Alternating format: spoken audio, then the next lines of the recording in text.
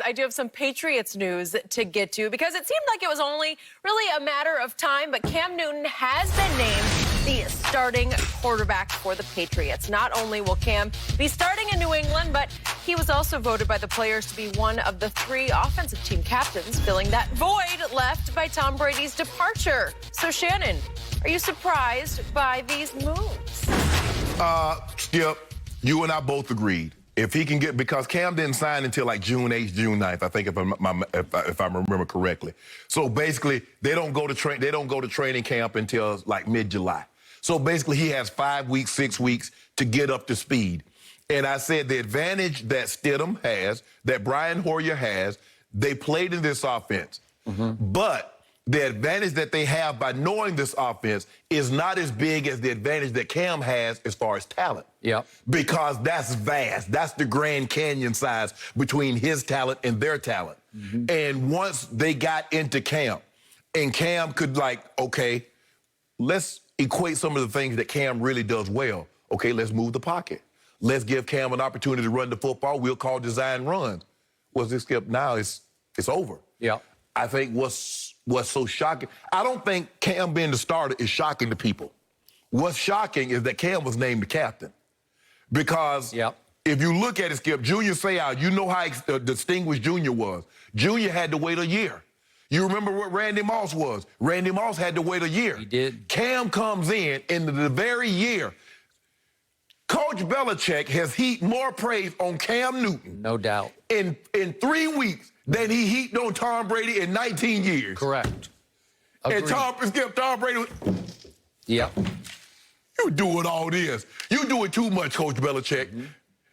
I know you're doing this to get up under my skin. And it's working. It's working. It's working. Yep. So for me, Skip, I'm not surprised because I thought Cam was the more talented of the quarterback. Yep. How soon could he get the offense? But if you tailor this offense as Cam, what do you like? Incorporate that? Yep.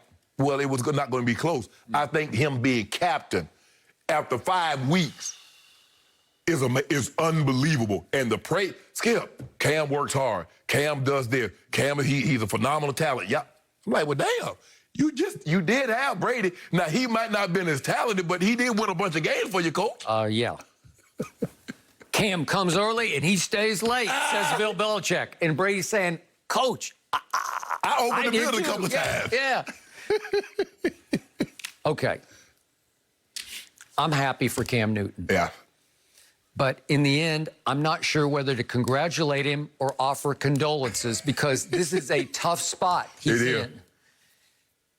I got a feeling he's going to have a really good year for a team that I believe is still even more flawed than it was a year ago.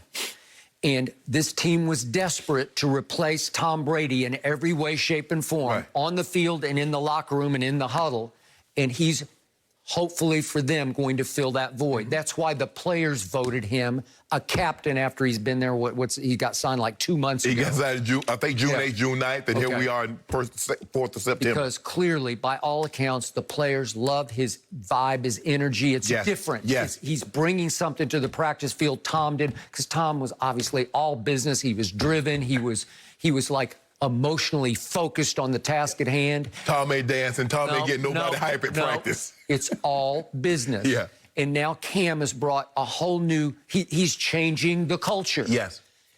There is no more Patriot way. It's kind of the Cam way right now, and everybody bought in, it sounds like, including the head coach. Well, you need that. You're desperate for that, so way to go. I love all the above, but I don't love what he's going to have to be left to work with here.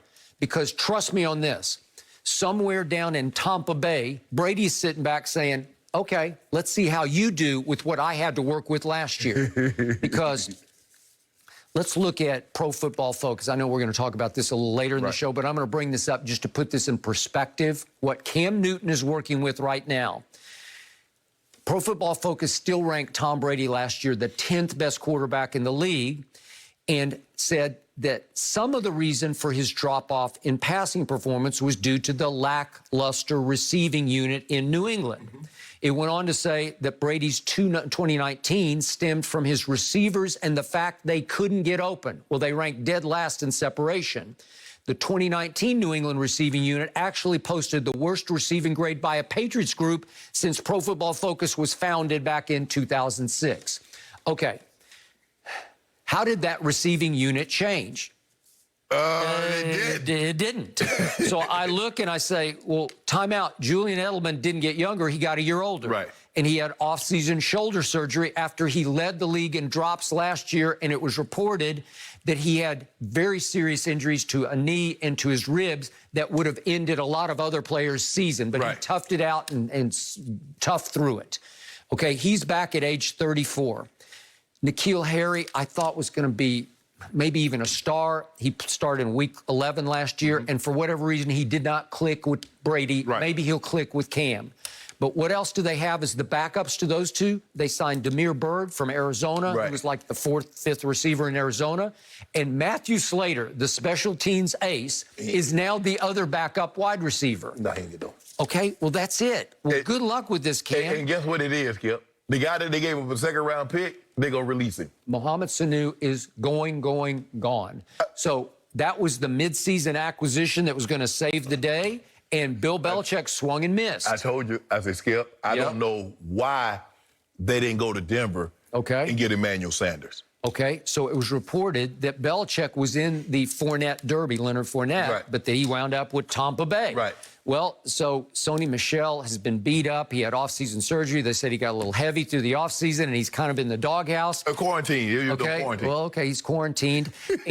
And James White's still there, and he's really good. But that Damian Harris, the kid, he's got Alabama. Some kind of broken finger or something, so he's a problem. Rex Burkhead is still there. Can you win with those guys? I don't know. It's not like you have Leonard Fournette there. You don't. And then we look at the opt-outs. No more. Dante Hightower opted out. Patrick Chung opted out. On offense, Brandon Bolden's gone. Marcus Cannon, who's a pretty good offensive guard, is gone. Marquise Lee, they signed at receiver from Jacksonville, gone.